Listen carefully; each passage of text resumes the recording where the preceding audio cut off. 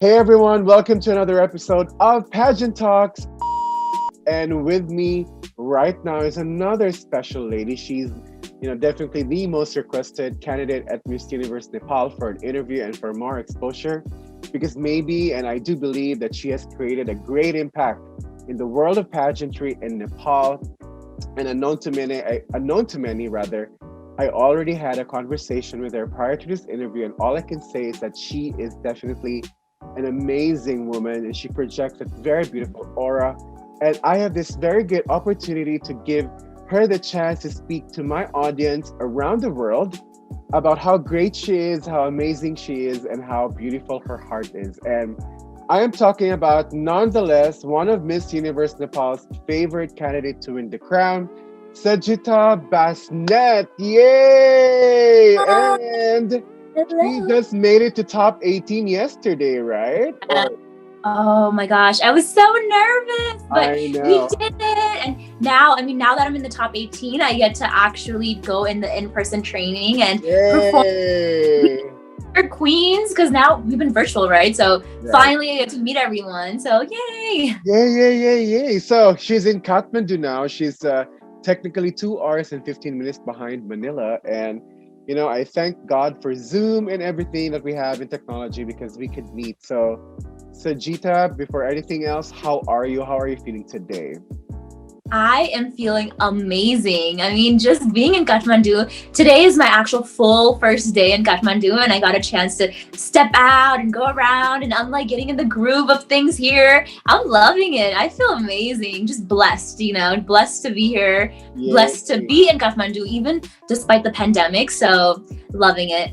I know, and despite the fact that there's quarantines going on around the world and people cannot fly, and now we can do this interview and you can do Miss Universe Nepal. Absolutely. And for everyone's information, Sajita grew up in the US. She has to fly back to Kathmandu, and now she has the chance to actually trace back her roots, where it came from, and we're gonna learn more of that later. And again, guys, this is just part one of a two-part special with Sajita, and I have my cards here. I'm so sorry because I'm a host. It's what I do.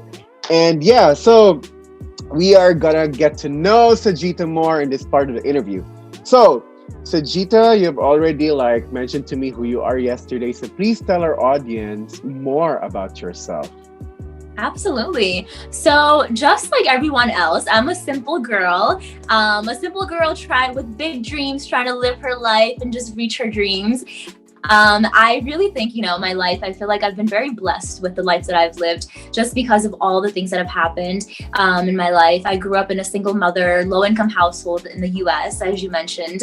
My mom obviously traveled there to go to college. And, once I was born, she really struggled because as a single mother in the US, it's very difficult to raise someone, right? Raise kids, especially in an immigrant household. And so, growing up, it was very difficult for me, but I think that's what made me so strong. And today I can say I'm a proud, independent, strong woman because of the way that I was raised. So that's just a little bit about me. And, I think everything that's happened in my lifetime after my childhood into my teenage years, into my adulthood, and now being here, I feel like everything has just been so through the ups and downs, it's made me Right. who I am. And I love that, everybody has flaws, and I feel like our flaws is what really makes us who we are. And I absolutely just appreciate that every day. So, I mean, like I said, I'm just a simple girl like everyone else who has big dreams. And I hope that my big dreams will be met one day. Definitely, definitely. I'm confident with that. Yeah. Oh, my nanny's here. She has my coffee. I'm so sorry. Yeah, Yeah. yeah, yeah. Okay, yay, coffee, yay. Cheers.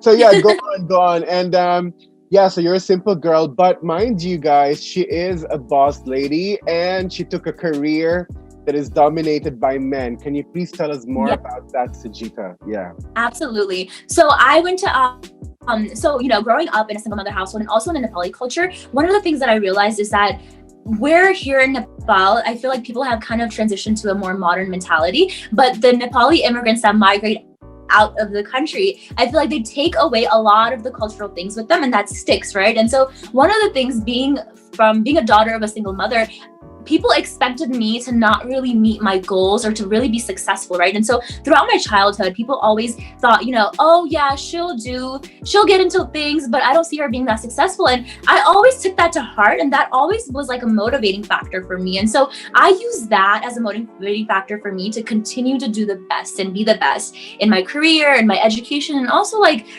strive for my passion, which is pageantry, right? So for college, I'm so blessed to say this again, but like, I got into one of the most prestigious universities in the US, the George Washington University, on a scholarship because I really wanted to go to school for engineering. And, engineering is another industry that's dominated by male, and women in engineering is a big thing, especially back in 2011 when I was going to school. That was a big thing for young girls to get into. So I went to George Washington University on a STEM scholarship, women's STEM scholarship, which I'm so thankful and blessed for, because I couldn't have done it without that.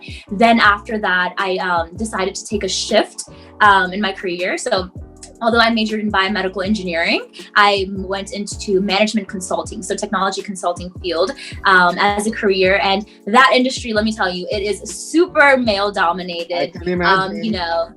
Yeah, and in the US, especially, how the political and the racial climate in the US right now. So with that, the industry is very dominated by white males, and it's just a part of the culture. And slowly there's transformation happening, but it obviously is going to take time, right? So as a young, little, sweet, shy Asian girl, for me, it was very hard to break through. I know. And I guess like personally too, growing up, I was a very shy child. And so for me, speaking in public, just even interacting with people was just such a difficult, it was a challenge for me because I was very shy, very conservative, very like reserved. And so going to work as a consultant, you have to be out there because your main job is to sell, and your main job is to like persuade your clients, right? And so breaking into this industry was very difficult, but over time, like I mustered up that courage, because for me, my end goal always was to, make my mom proud, because she has sacrificed so much in her life, and I am a product of her. I am her daughter, and as a woman, I not just wanted to make other women proud too, but also my mom, and to show that like, yes, girls can do it too. Like we have aims, we have dreams, and yes, we can make our dreams come true. And so, getting that job, going to that university, I just felt very accomplished. And now that I'm settled in my career, I'm transitioning and want to focus more on myself and my passions as well, because there's obviously income is there, but you also have to feel fulfilled with what you're doing, right? And this is why I'm back in pageantry, and I absolutely love it. I mean, pageantry is something that drives me and motivates me, and it just like, I feel like it just comes from within, I absolutely love everything about pageantry. And it's also allowed me to become so much more confident in myself. Like I mentioned, I was shy, and through pageantry now I feel like I'm able to be a leader, because in order to be a leader, you have to have that confidence, that self-worth, understanding of self-worth, and also voice, and all of that, I feel like I was able to gain through pageantry, and I truly absolutely love it. And here I am, my last year, doing my last pageant. So yay!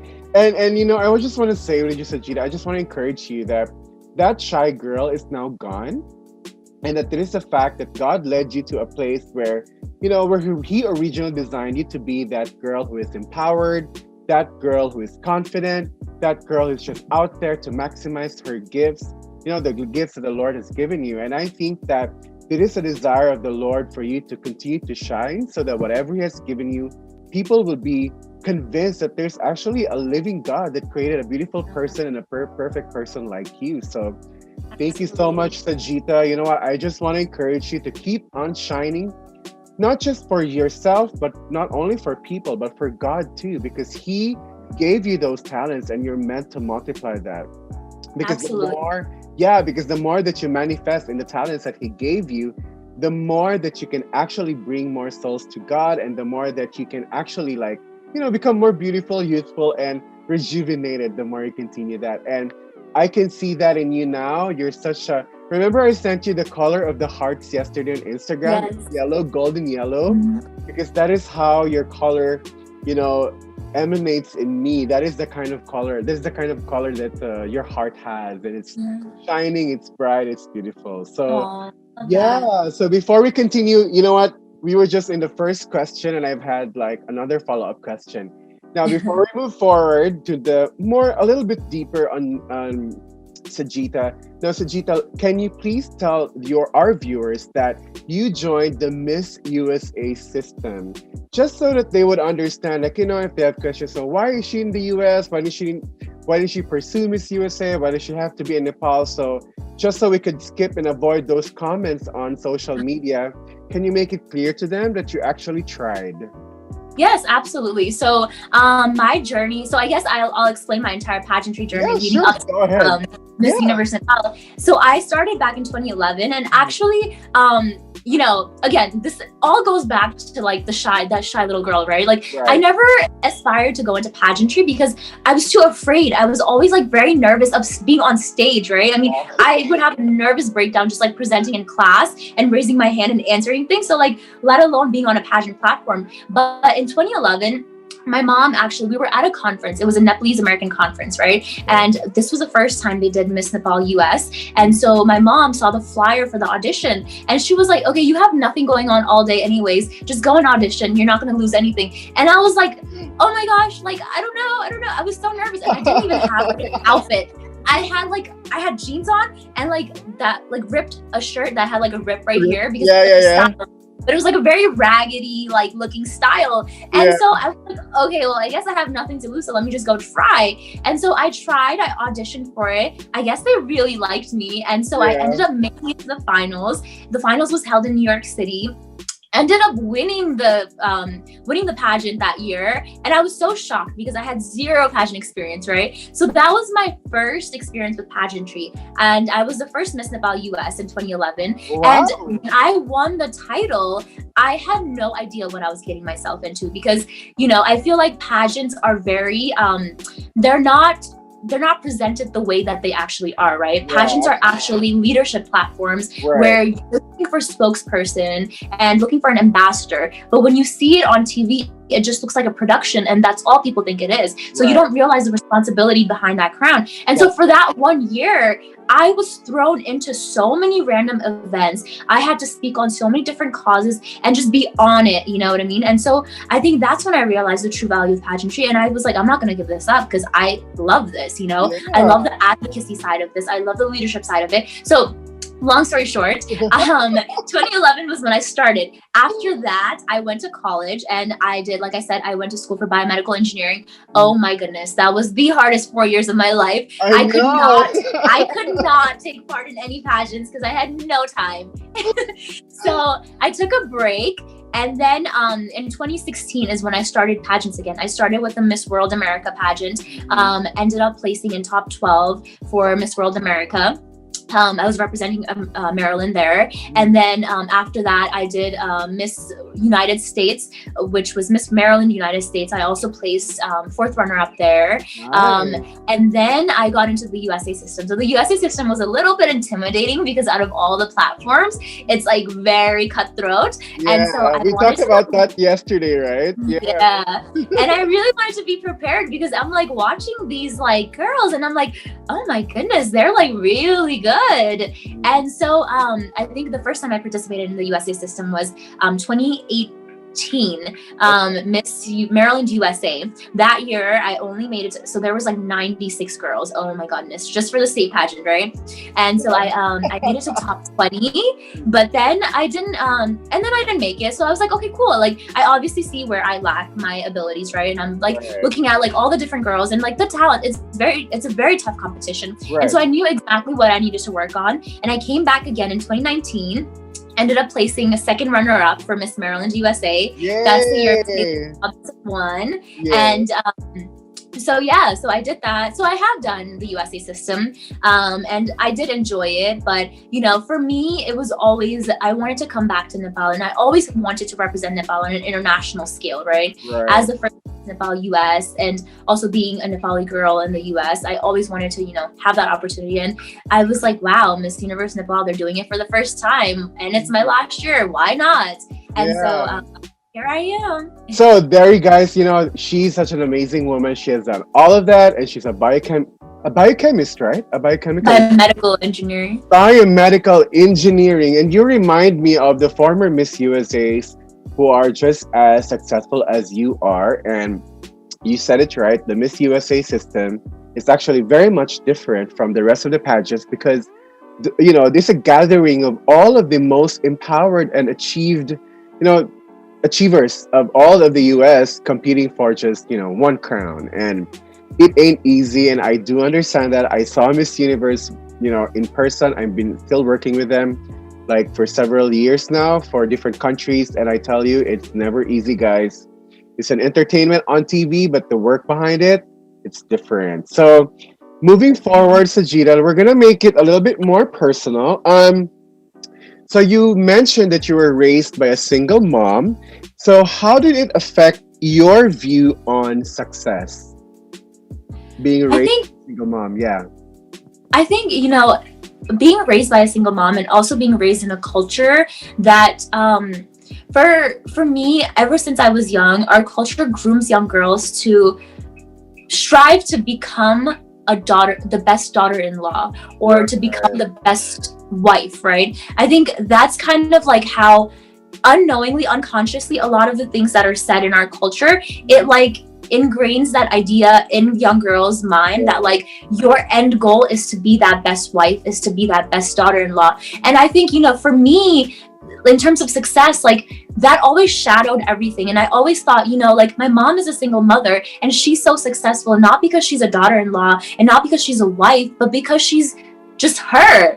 I mean, it's not even about being a woman or a man. It's just like her being determined, her being hardworking, right? And so I think for me, although there was so much chatter and like despite what society said about how young girls should become, I think that seeing my mom as a role model and her being so, so strong in herself, that for me defined success as like, you have to be hardworking, you have to know what you want, and you can't give up. You have to be resilient. And so, those three things always stuck to me. And, I think it really did shape my understanding of success in a very different way, because I always saw my mom as a single person, like not as a woman, not as a man, because I didn't associate her. For me, she was my mother and my father, right? So I didn't associate her as like one person. And so for me, I think that did really, growing up in a single mom household did impact my definition of success. Right, at least you at least broke stereotypes of being this, because like it's not just with Nepali women that, these certain things happens, like could be arranged for marriages, could be paired up. It happens everywhere, especially with Filipino culture as well, that even with men that we have to act a certain way because we have to uphold Filipino values, especially with women too. Filipinas have to uphold certain Filipino values, and for cultural stereotypes, it actually affects the way we view success. And there's only a few people in the different parts of the world who actually break those stereotypes, just because we have this cultural thing going on that it actually like takes us away farther from who we truly are, who we are supposed to be in Christ, and all the things that the Lord has planned for us to be accomplished and successful. So and then unconsciously, like subconsciously, even though we don't mean to, play it out like that in the way we talk to people or the way we treat people, unconsciously, those like biases and those like things that are ingrained in the way we're raised, it comes out in play, right? And sometimes I like catch myself and I'm like, wow, like I don't want to, do this, but like I didn't realize what I said came out like this, and so like it definitely, I feel like, it definitely does, like those cultural and those societal expectations and those microaggressions do come out in different ways in our own way, even though we don't mean it. And I think that's obviously going to take like so much time, decades and decades to change, right? Not my thing, but I think being conscious of it and being aware of it is so important. And I think our generation is definitely doing a good job of being aware of it, at least, Yeah, because it's really just all about knowing yourself and know who you truly are and how you were designed by God with the talent and skills that He has given you.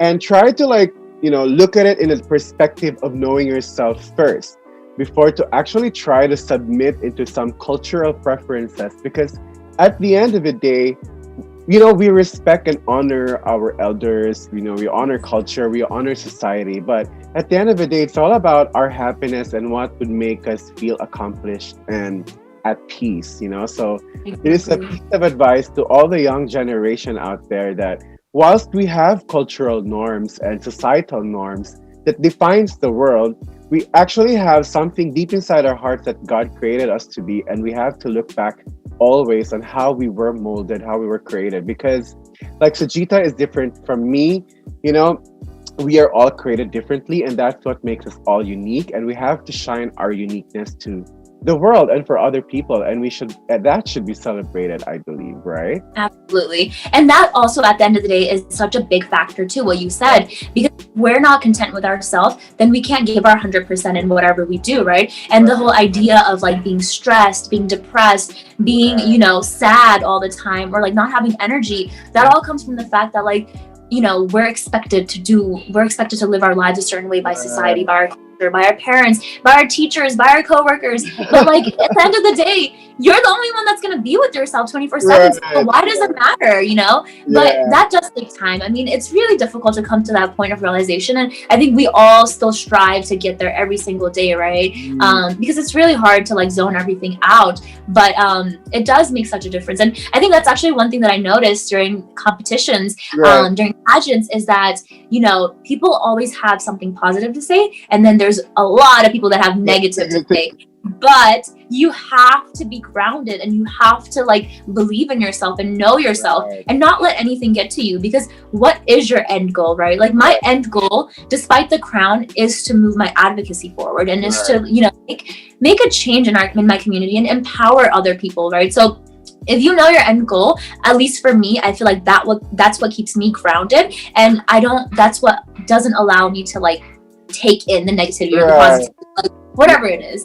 So it's so important. Yeah, and that's the whole thing that I'm not generalizing, everyone who's trying to train beauty queens, but instead of like pointing out what they lack, actually, why not build on what they have and then at the same time strengthen their weaknesses? Because like what we've talked about the day before this interview is that pageant queens or beauty queens have become monsters themselves because they are being put into situations which is not a natural environment for them, and they are being created a different person. So what I learned from dealing with beauty queens with different personalities is that at the end of the day, Sajita, I learned that I should put back the value of that person and let her realize that these are her strengths and build up her strengths, because that is her edge towards the competition. And whatever she lacks or whatever she needs to work on, then that could go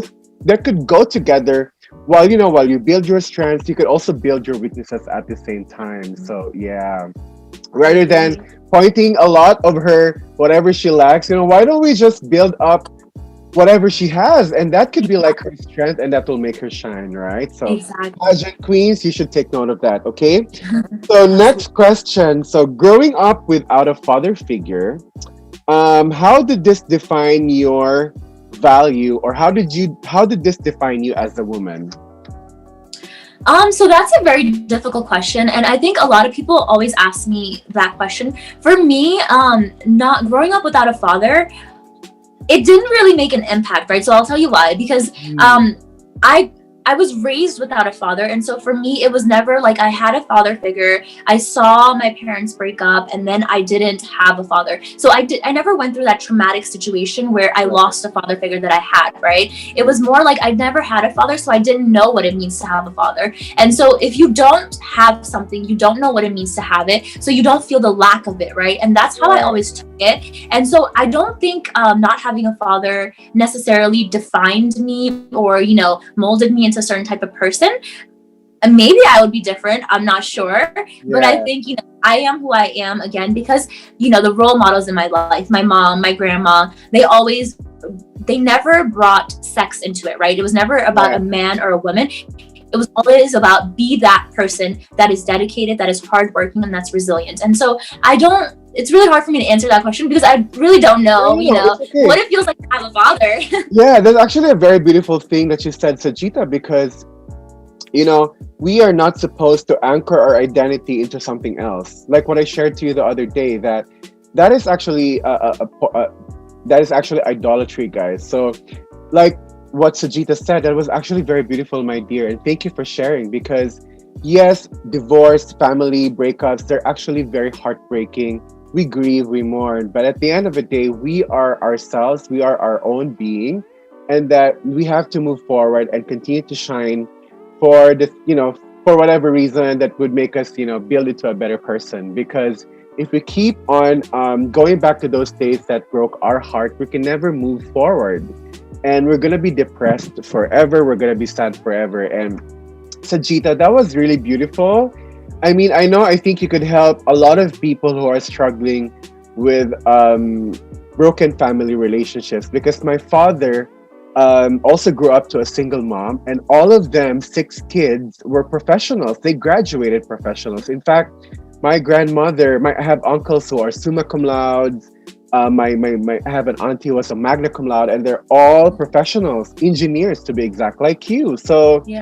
I do believe that, from brokenness, something beautiful would come out. And yours is different. Your mom raised you to be that individual who should be at the best version of herself all the time. And that is really, really good, guys. Sajita, you're so amazing. Thank you. You know what's so funny? What I just realized when you were saying that your cousins grew up and they were very successful. So my mom was looking at, like, I don't know why she was looking up all of these things, but she was looking up like celebrities that were raised by single moms, and there's so many. And she was like, "Oh, you could be on this list one day." And I'm like, "Mom, what do you do on your free time?" Yeah. Like Justin Bieber, Selena Gomez, Yeah. like a bunch of all these celebrities showed up, and they were apparently all raised by single moms. And Right. I think what you just said, it just kind of like triggered something in my head. And I think when you grow up with a single mother, and maybe this is like the innate feature in women, right? Like you don't tend to think about things in, like I said, in a male versus female type of way, right? You almost think about everything in an individualistic way. Like you as an individual must do this to be successful. Whether you're a son, whether you're a daughter, whether you're a man, whether you're a woman, whatever it is, it doesn't matter. For you to be successful, you have to do X, Y, and Z. So I think that's like, that's something that very beautiful that I think what you mentioned, and it just like brought up an idea in my head, is like, if you're raised by a single mother, you do just become your own individual. You don't get defined by like expectations of like what a girl should be like or what a boy should be like. At least from my experience, right? And I can't say this is going to be the same for everyone, but at least from my experience and from what I've seen with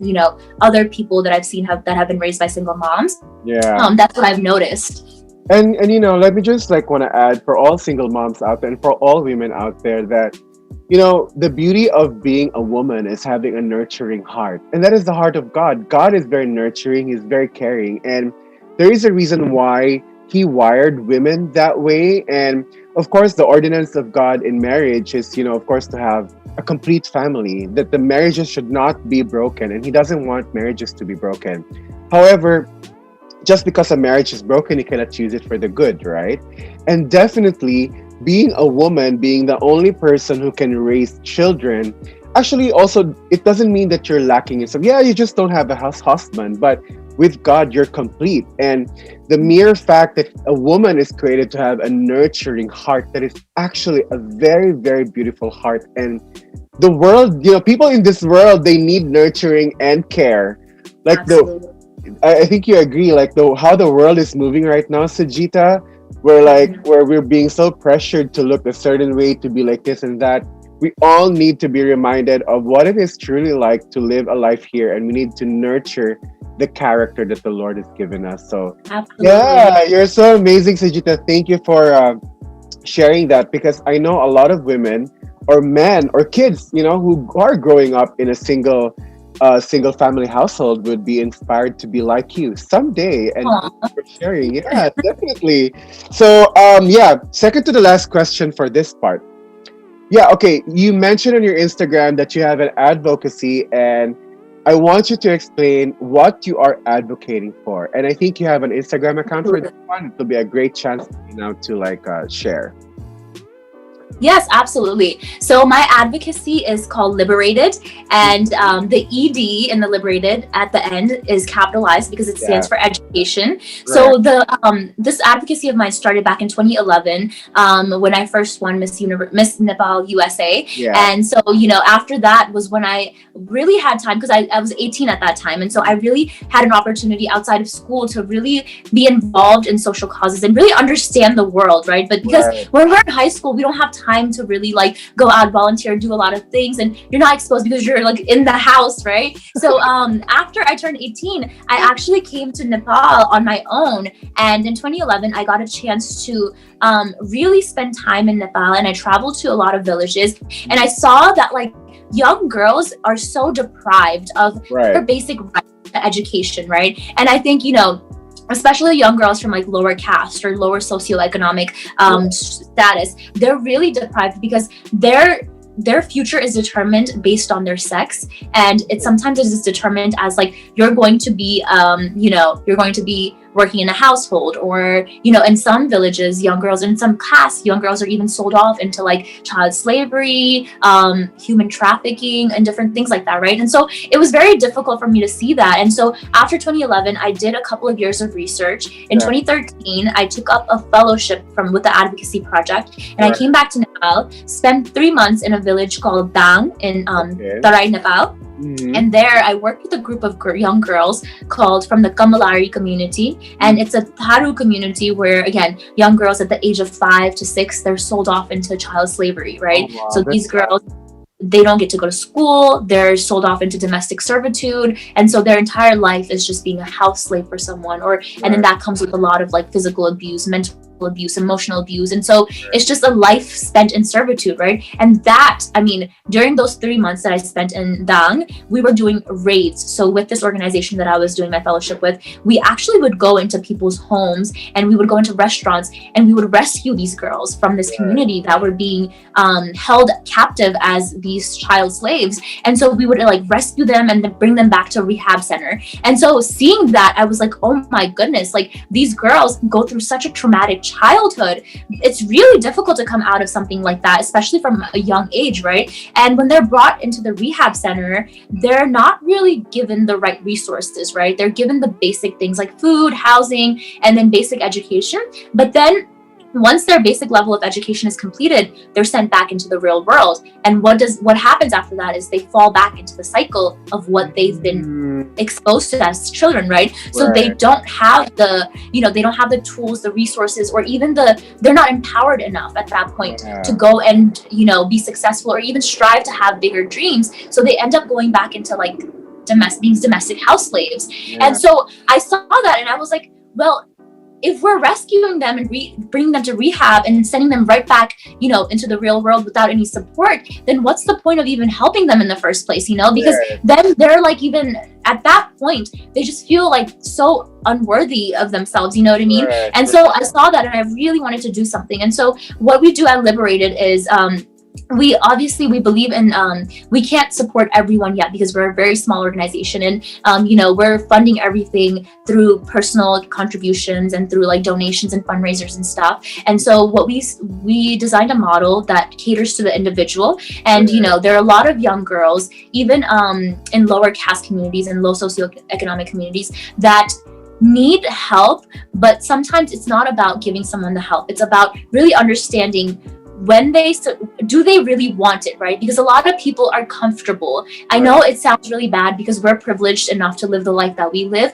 but sometimes it's not fair to just dump a solution on someone and say, hey, I'm going to put you to school and I'm going to give you a better life and I'm going to do this for you, I'm going to do that for you. Because sometimes they just don't simply want it, right? They just think like, okay, you're using me for your benefit, or I don't want to do that. Like, I feel comfortable where I am.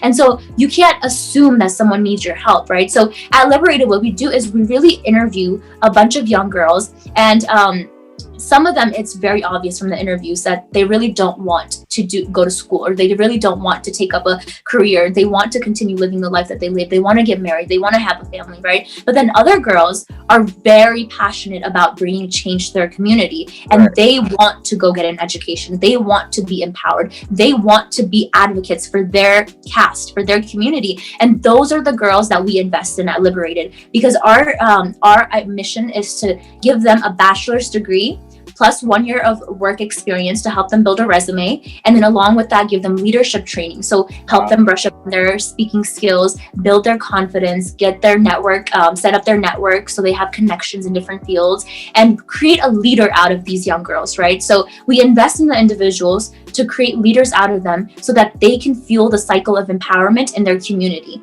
Because we don't just want it to end at one person, but we want her to empower another young girl very similar to her and create that cycle. And slowly, our belief is that over years and over decades, that ripple effect of empowerment will change their community and bring about, successful changes for them. And so that's kind of the idea behind my advocacy and my organization Liberated is, helping young girls from disadvantaged backgrounds find their freedom through education.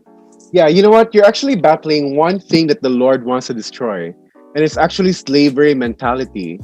Because, that's correct. You cannot just dump one solution and just we'll take them to rehab and then we're going to bring them out to the world. No. The reason why people are actually going back to the life that they used to live is because of the slavery mentality. And that's a spirit that it needs to be casted out. And for you to identify that they need aftercare solutions, it's actually battling off that kind of mindset. And people need to renew their minds that once you are liberated from a very difficult situation, then you have to also learn how to live in a new situation. Exactly. Yeah, and that's where your advocacy comes from. And you know what, Sujita, you definitely have the heart of God because, we continue to live a life of slavery from the things that we used to and we believe is good, but it's different in God's kingdom. And I know and I appreciate that you see that because you cannot just leave these girls behind or this community behind just because they're now in a new community. And you have to also teach them live the life that they're supposed to live in that new community. And that is so beautiful, Sujita. Thank you for sharing that because, not everyone who does charity works understand that there has to be like an aftercare community program. There has to be an accountability program and there needs to be a follow-up. And exactly. And I don't even like the term charity because this is not really charity, you know what I mean? This is like saving a community's life because these young girls that come from disadvantaged backgrounds, they don't know what they can have. They don't even know the potential of life that they can live. So how can someone dream if they don't even know, what's out there? And so I think, exactly what you said, you hit it on the you hit it right on the nail. Like you can't just take someone out of their situation and say, okay, go live a life. You're free now. Do whatever you want. First of all, they don't have the resources. They don't have money. They don't even know who their family is because they were sold when they were 5 years old. And if you tell them, go find your parents, they're going to be like, I don't know where I came from because I was 5. Now I'm like 16. I have no idea where my family's from. So they don't have any family support. They don't have any support. And then the way, laws and policies are put into place, they're already going to be discriminated because they don't have they're from a certain caste. They don't have, legal papers, documentations to show, their identity. So they can't get a lot of they don't have job opportunities, So you can't just pull someone out of a situation and bring them to the real world and say, go be successful because there's so many other things that like layers and layers of things that's built into the system that won't allow them to ever be successful. And so, I think it's so important to empower them rather than say, you're free, go do this. It's important to empower them and build them into leaders so they can figure out those resources because you also can't give people everything, right? Because then they won't know, then they're going to be spoiled, right? So they can't do it themselves. You got to empower them to be able to do it themselves. So, it's a very complex, idea, but our idea again is to work with the individual, make a change at an individual level rather than a community level, and our hope is that one individual will create a cycle of empowerment and a cycle of liberated to liberate others. I just want to honor your heart, Sujita, that you indeed have a very, very beautiful heart because you just really have that desire to make a change, you know, to change an entire human being. Like, that's in your heart. And I will continue to pray that the Lord will protect that genuine and beautiful heart of yours to affect change to not just a community, but one person, because one person can actually is only needed to change a community. You don't have to do something big to create an impact. You know what I mean? Like just creating, making an impact to one person's life can have a huge ripple effect in his or her future and to the person that he'll be dealing with in the community, right? So you are so amazing. And we are now down to the last question for this part one. Now, Sujita, who is the real you? What is really inside your heart? Can you tell people that? Yes, I think, inside my heart, I'm just very joyful. And like, I don't know if people will believe this, but like, like at everything that I do in my life, and I don't know if it's because of the life that I've lived or like the things that I've been through. I don't know what it is, but like, I just feel very joyful about everything, despite the negativity, despite the positivity, despite people not caring. Like inside, like at every moment, I just always feel blessed and so grateful and joyful that I am living the life that I'm living, right? Yeah. And so, I mean, the real me is just, hair up, messy hair, lounging on the couch, sipping on my tea, binge watching Netflix with my little sister. My little sister, she's 13 years old. She is a goofball. And me, she cracks me up. And so, that's the real me, is just like lounging on a sofa, being just like content with my life and just everything that's happening and taking it as it is. That's truly, that's all that's in here. I know, because like I can I can relate myself to you. I'm like that too. I'm just a joyful human being. I just really am so happy with the things that I'm doing, and I will continue to do it anyway because it makes me happy. And you know what, Sujita, everything that you're doing right now, I believe that you're not even trying, because naturally it just comes into you and you just do it and you become successful with whatever you're doing because it's just natural. And people would die to actually have that, because people are actually trying so hard to do something to feel accomplished. And here you are, you already figured that out. You had that revelation from God that, you just have to do what He wants you to do. And it is so natural for you, and you will continue to shine. And thank really you. Beautiful. Yeah. So that is part one. Yay, that is so quick. That was so fast. I know. I feel like it's so fun and easy to talk to you. I love talking to you. Thank you, Sujita. So before we continue to part two, there you have it, guys. That's part one of Pageant Talks with Sujita Basnet, Miss Universe Nepal 2020 Finalist Top 18 as of posting. And we'll never know what the results would be, but I know that the results will be promising. And make sure to follow, like, and subscribe my social media accounts and her social media accounts, and make sure to check out her advocacy. And if you want to partner with Sujita on her advocacy, please do check out the Instagram page, which I'm going to be posting on this episode, so that you would know more information as to how to help, where to donate money, or whatever. Okay, prayers are also very much needed for that advocacy, because that work is actually amazing, outstanding, and Sujita needs your help to get a lot of girls or young people out of slavery. And so stay tuned for part two on Pageant Talks with Sujita Basnet.